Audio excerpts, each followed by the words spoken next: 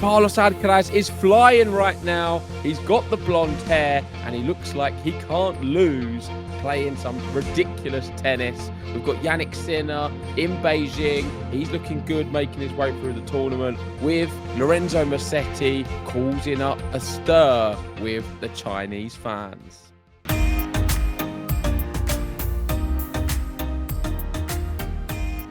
That's right, we're back for another podcast. As promised, it is the quarterfinal stage and the semi-final stage of both of these tournaments, Beijing and Tokyo, running side by side. And Alcaraz and Sinner still in the tournament in both of them. We've got Alcaraz versus Rune, and we have Taylor Fritz versus Jensen Brooksby in Tokyo, who's had a bit of a resurgence. We'll get into that first, and then we will cover Beijing second. Was that a cough from you, Ben?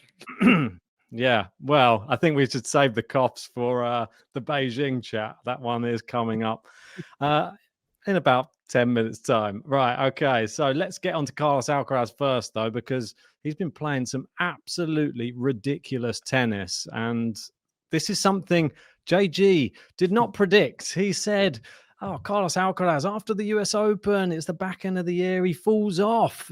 I said, I think that he's maturing as a player, getting a bit older. He now knows how to navigate his way through this second part of the season. And look what he's doing. Some of the tennis he was playing, especially against Nakashima, I'm sure everyone's seen the shot already, which I'm talking about. This crazy net exchange where he just flicks it with it's the most deftest touch and the finest angle he managed to create. And this is a guy who's playing nearly on 1 foot. He was nearly injured and out of the tournament in the first match. He injured his ankle or rolled his foot. I don't know what he did, but he had a really bad medical timeout, came back, and now he looks better than ever again. 65 tour level match wins. And this is crazy. Look at this long list of players that he's joining, and he's joined himself there at the bottom, I see. Yeah, I just want to clarify with this JG prediction that Alcaraz is going to be terrible all of a sudden. It's not quite how it was worded. And I want to also clear up the fact that I do really like Carlos Alcaraz, and I often have him winning many events, and I have him as world number one more times than not.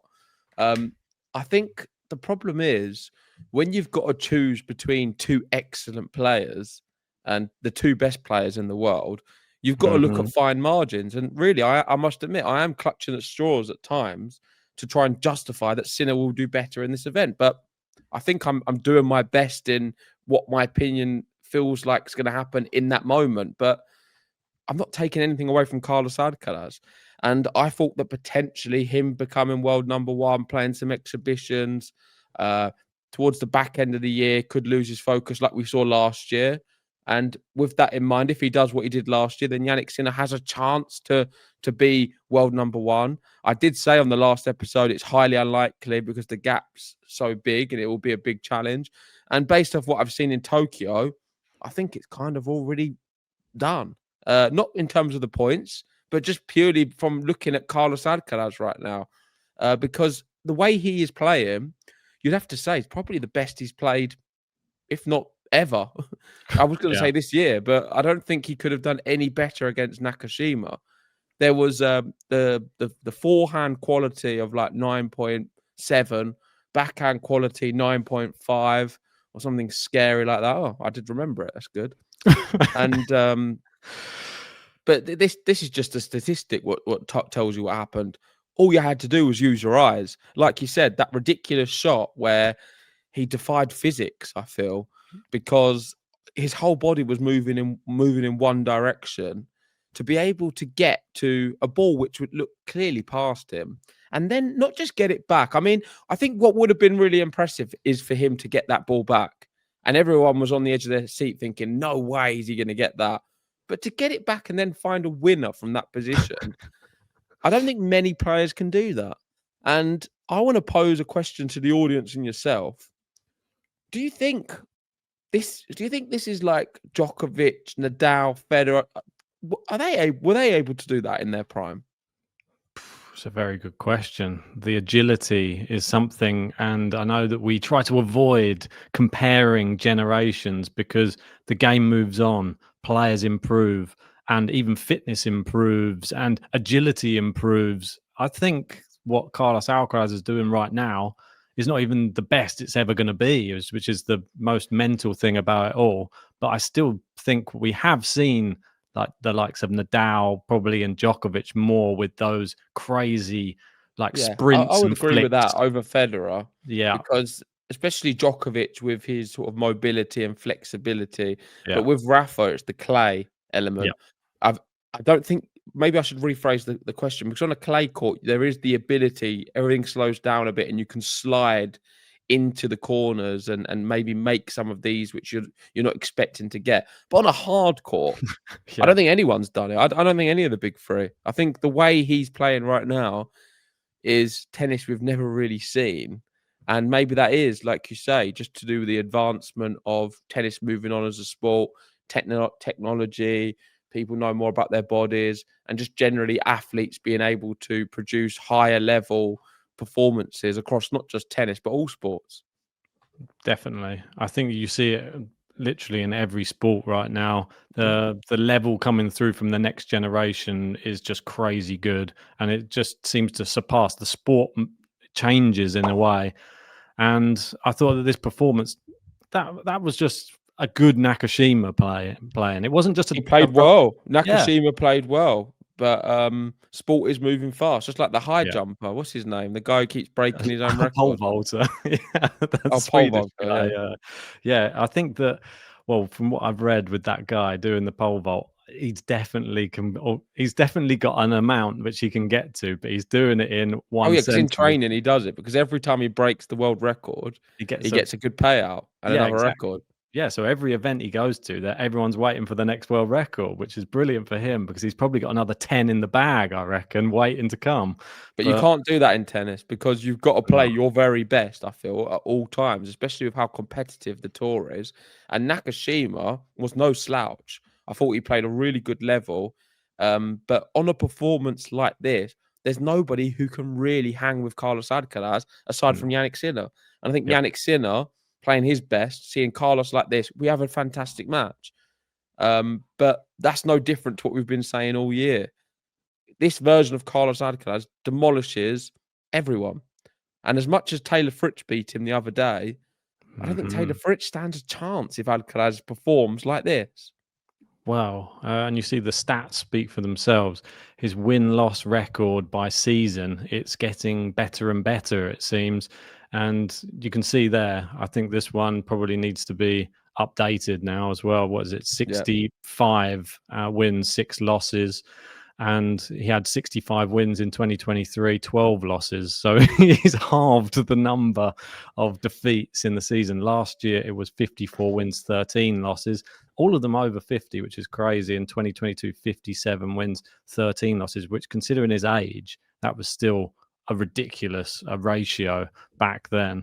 But you see how much he's progressed. He's like barely losing matches. I mean, Jannik Sinner is probably one of the only Yeah. players who could probably get one over on him. And he's been beating him pretty much.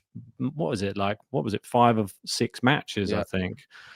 Crazy stats from Carlos Alcaraz. And like you were saying about Nakashima, I think he just, on any other day, any other player, he probably would have won that match, really. I think that he was actually playing good tennis, but it's just like a coming up against like a machine. It's like God mode. I saw a lot of people mentioning God mode. But Well, the one he found almost 40 winners in that match, which was 80 minutes long.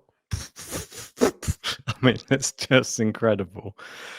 Big winners as well. The one thing I'm happy about though, or maybe I know you're saying I'll eat some humble pie.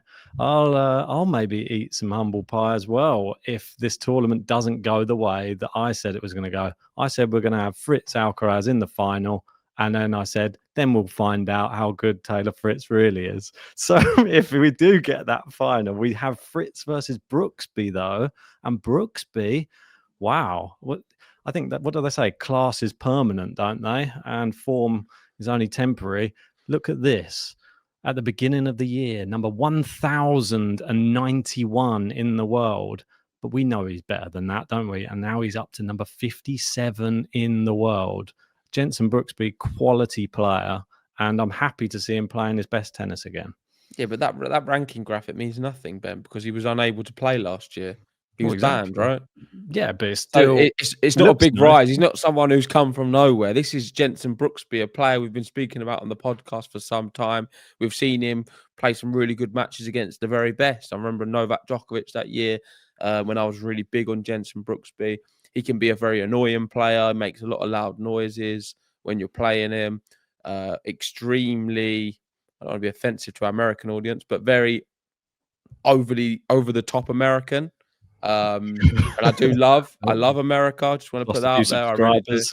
But while the Ryder Cup's going on, I think it's quite fitting. He is someone who would love the Ryder Cup atmosphere and would be going all against Team Europe, no doubts about it. In terms of his tennis, I was actually going to come on here and make a big claim that maybe he could make a push next year for top 10. I think he's that good. I'm not sure how he plays on all of the surfaces. I know I've famously said on here that how I had him as my qualified to watch at Roland Garros and that he can play on the clay, and he can, but I don't think he's a top 10 player on the other surfaces. In the hard courts, I think he'll do really well, and I think we could see him go deep potentially in like a US Open. Let's see how he fares at the start of the year, Australian Open as well. Really good player. Unorthodox backhand. If you watch the stroke, you look at it, you think, how does this even work? But he wore Rune away, and Rune didn't physically give enough. I feel like he was getting bullied and beaten in certain rallies, which went the longer rallies especially. And I think a lot of that is to do with, it's like what I say to you when we play. I feel like you have the ability when I'm playing against you to check out of a rally because you just don't want to keep, you're getting not bored, but you're like, oh, this is not going how I want it to go. I'm going to do something ridiculous. Yeah. And I feel like Rune does the exact same thing as what you do when you play me. Yeah. Obviously at a different level. I see. Yeah. Far greater level for sure. But yeah, the level that they're moving around on a court, it's just like an insane level.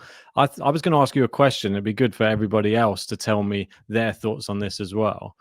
I thought that matchup against Holger Rune, that made me really start thinking, like, Jenson Brooksby, is he somebody who could be a potential challenger? Like we said, Holger Rune is going to be the one who makes up the big three and all that type of thing. Do you think Brooksby has more about him than Holger Rune in big matches? And do you think he could actually beat or challenge the likes of the top two more so than Rune?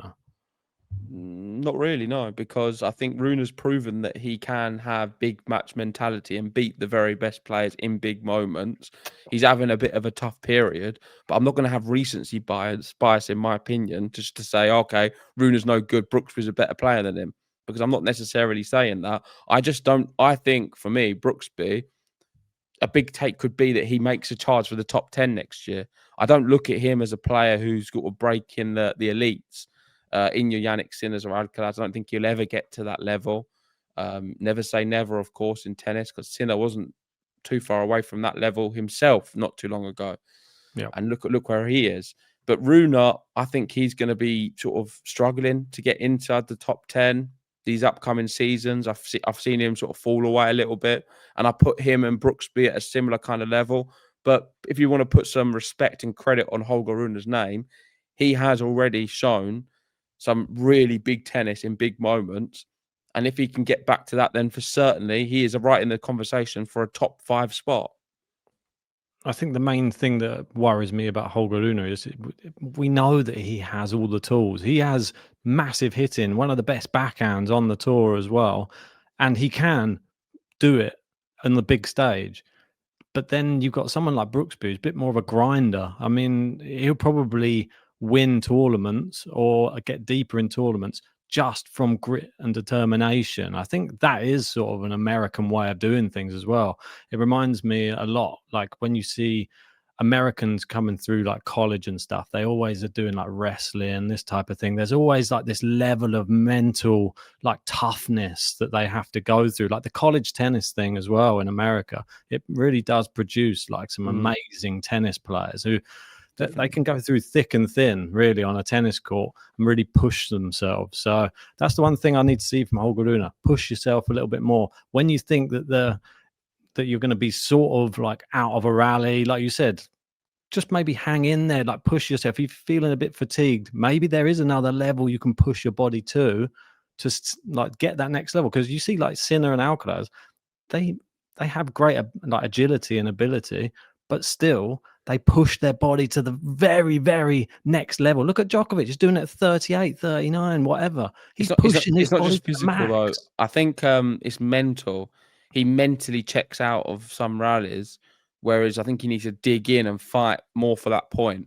Yeah, I agree. Like Rafael Nadal does that real spirit. I think he loses that spirit. Yep. And that's certainly something I saw when I was watching his the match. And I don't want to bring it up again, Ben, but that's the same spirit you lack in certain matches. Yeah. Because I genuinely want to give you some praise. Your technique now, obviously, people won't be able to see it in any videos because we're terrible when you look at that. But we've played a lot better without filming. Your technique's by far better than mine. And I think that you can, I don't know, you're moving better than me. You're fitter than me now. I just feel like you check out a point. Just in me earlier today, you wouldn't have said that. But that's another thing. That's one thing which I'm trying to battle with when doing running. I just think when you get to a certain stage, it's the same. It's very similar. It's part of me that it's always, and that's why I've got into running like more so recently. It's because I know that I have that in me that checks out or that wants to quit or that, and I want to try and prove to myself that I'm not going to quit on certain things. Even though today's run, I felt like I was like, just might as well give up. 17 kilometers, just stop. Like you're literally in agony at the moment. Just stop running. Like, but I was like, I just want to finish this. Just finish the thing. Like and now I can't really walk, which is terrible. It's going to put you in good stead with everything in life because running is just a small. I think it's a small step to a significant change in every aspect of your life. I agree. Because you use it for other things. Yep. And the actual detail of how far you run or what you run or when you run means very little. I think it's all about the breaking down them barriers in your mind, which can then be applied to many other things. But enough about that. Rune certainly needs a little bit of this. Yes. Taylor Fritz, he's having a really good back end of the year. He's just passed Novak Djokovic to get into number 4. Jose's loving him. What do you think about him? I know Morgan Riddle's loving him. Keeps going to her in the crowd constantly. She's there clapping him, supporting. Korda played extremely well and found some great shots, but winning that second set. But Taylor Fritz, I think, really showed his class and the fact that he is the best of the rest statistically right now.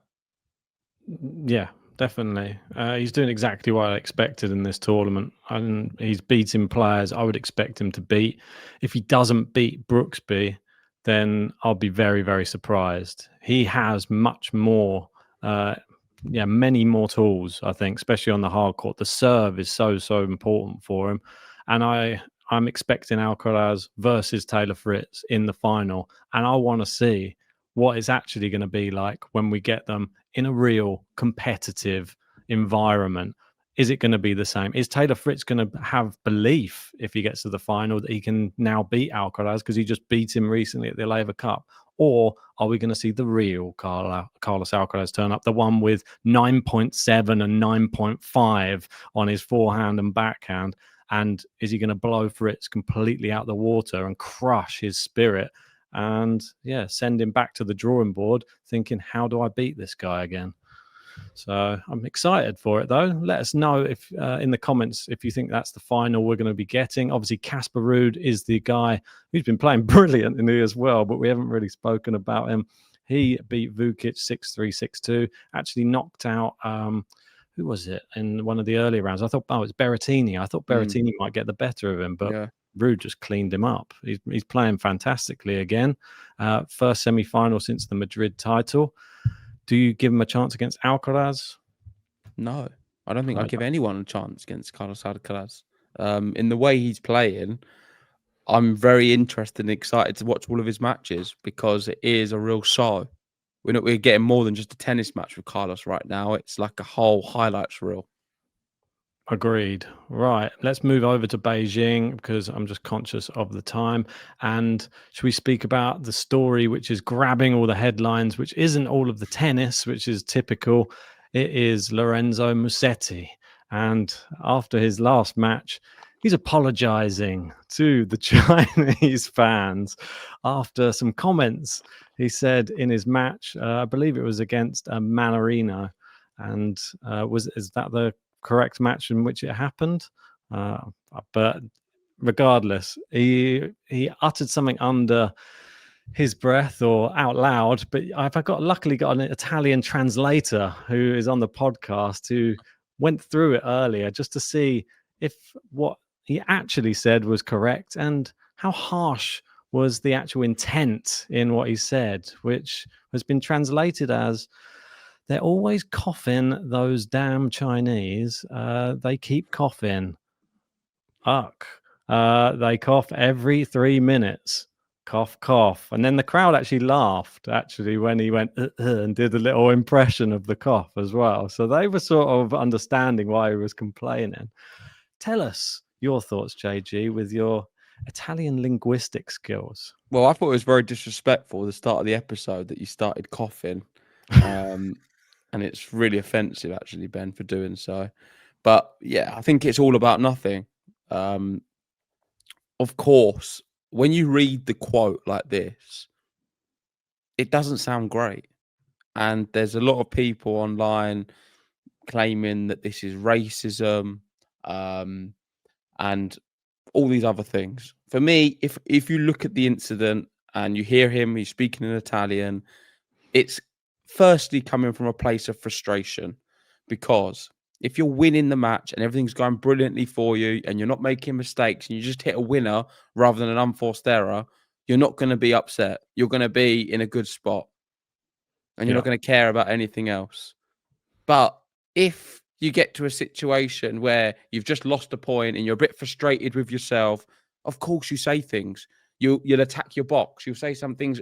I don't think they necessarily mean everything they're saying. That's the first part. The second part is what he's saying is he's just a little bit frustrated. The smallest little things will get in your head, and that's all it is. I think he needs to be a little bit more mature, definitely. But these are human beings. Not all of us are perfect at all times. He wasn't saying it in a way against Chinese people, but maybe he feels in China when he's playing, there is a lot of coughing and noise in the crowd, which that's his experience of the way it is. I can't really vouch that. I've never been to China, and I don't know what it's like playing in different stadiums all around the world. But I think we need to just get off his back a little bit. I don't think it's that bad what he said at all. It's all about nothing. And he apologized because I can see how it can be deemed offensive. And I think it's important to still own up and put your hand up and say, I'm sorry. And that's what he's done. So for me, we can move past it and just look at it as sort of a funny moment. You've got to take it into context of where we are in the match as well, because it's not just like a normal part of the match, and it is Impecci Pericard is playing. Sorry, I couldn't remember it just before. He's in a tie break. He's in a really, really tough moment of the match. He's obviously looking to win the match in this tie break, which he didn't win the tie break, and then he went on into a third set. So this obviously affected his concentration.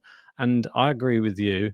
I don't think that there's anything to do with race in this. I think if he had been in any tournament, if he'd been in Germany, it'd been like, these German fans are so annoying. It wouldn't matter which country it's in. He would just reference the country and gone, these fans in this country are just coughing, or this. It's got nothing to do with anything to do with race for me. It's just the fact he's in that country playing. He just mentioned the people from that country. That's it. End of for me. And yes, he's got a little bit flamboyant with it, did a little like joke about it as well. They laughed at the time, and now it's all been dragged up, and now he's had to do a big apology. He's done his apology in writing, and now after he came on the court against Manarino, they booed as he came on, and then he signed the camera sorry before leaving surrounded by 5 guards. And yeah, there you go, gesturing towards the crowd with an apology after his victory there. That's all drama, isn't it? Like, what's Always going is on? with the Italian camp. That's it. Can't get Sinner's got his own drama. well, Sinner. Let's move on to Sinner, actually, as we are talking about Italians. And Jannik Sinner, he didn't have it all of his own way, did he, in his last match? Terence Atman, he seems to be playing brilliant tennis still, which is exactly what we wanted from him. He took the second set against Jannik Sinner. His style of tennis is so attractive and it's so aggressive. And the being a lefty really caused Jannik Sinner problems. But I just love the fact he just goes for it against Sinner. Obviously, it was a very long 2 sets, and it was longer than he's used to playing. And he started cramping in the 3rd set, got broken instantly, and then got bageled. So it was destined to be a Jannik Sinner victory. But I'm just happy to see Atman's actually improving because Jannik Sinner said he's definitely improved since I last played him as well. Look, he says it here. He said, great player. He's improved a lot since Cincinnati. But yeah, he's just struggled with cramps in the 3rd set. So, which Sinner knows all too well because he was there only about 2 years ago with the same problem towards the end of the sets and the towards the end of tournaments when it gets deep and physical, he struggles. Yeah. But this is a complete different Jannik Sinner, and I did see a different side of him in the match because usually he's very calm and collected even when he's down. But he was angry, and there was many moments where he was visibly angry. You saw his face and reactions showing not so much of a robotic side. And what's this? Is this him talking about it? Maybe this is something to do with it because he said, I'm spending a lot of mental energy. He said, right now it's 80% me and 20% new things. So he's trying out a lot of new things. He said it should be 95% me, 5% experiments. But he said there are many positives and it's all part of the process. I'm thinking more on court. In the end, we brought the match home, and that's what matters. And but the reason he's thinking so much more because he's having to do different things to close the gap with Alcaraz and try and beat Alcaraz. I think all of these matches are like preparation for when he goes to play Alcaraz again. Correct. So he's trying more drop shots. We're seeing that. We're seeing him come to the net and doing all of these different things. So here you go. So when you're trying to add things into your game, you're trying to add in your drop shot, and somebody is hitting as hard as he is. It's very difficult to do that, I imagine. And Jannik said, yeah, very difficult. I put in some serve and volleys. At times it worked very well, sometimes not. I also sometimes have to find the right shot also to do it. Sometimes I don't wait for the right one, but the more things I'm trying to add now, hopefully more positive, come in the couple of months or so. But again, I try to fight. I'm trying to win as many matches as possible. Being again in the quarters means a lot to me. So let's see what's coming next round. I'm looking forward to it. And the big takeaway is he is trying to do more of the well-rounded tennis player attributes like Carlos Alcaraz does. And I find it funny every time I see him go for these drop shots now because that's all I'm thinking. Yeah, there's some and I'm sure that's what he's thinking as well. Well, he needs to do something because I like the fact that he's testing it all out now because it means that's how good he is. He can test it against opponents and win. Yeah, it's great to see. Obviously, you could drop a set and then in the 3rd, it was like, all right, back to business now. Bagel. Right, let's just get through this match. Yeah, so he just... For me, I like the fact that he's trying to close the gap. Obviously, that loss to Carlos Alcaraz recently is still very, very present in his mind. And he knows that he has to raise his game once more because they are going to meet again. There's no doubt about it. They will play again, probably, hopefully sooner rather than later. And this is what Terence Atman said after the match as well. He said, thank you for showing me the path to the peak level of our sport. That's what he posted about Jannik Sinner on Instagram after the match. So seems like a very nice guy, very wise guy as well. Highest IQ on the tour. Not again. I mean, can we drop this now? We can't say that every time we speak about him. Well, we have to. We've got to sing his praises.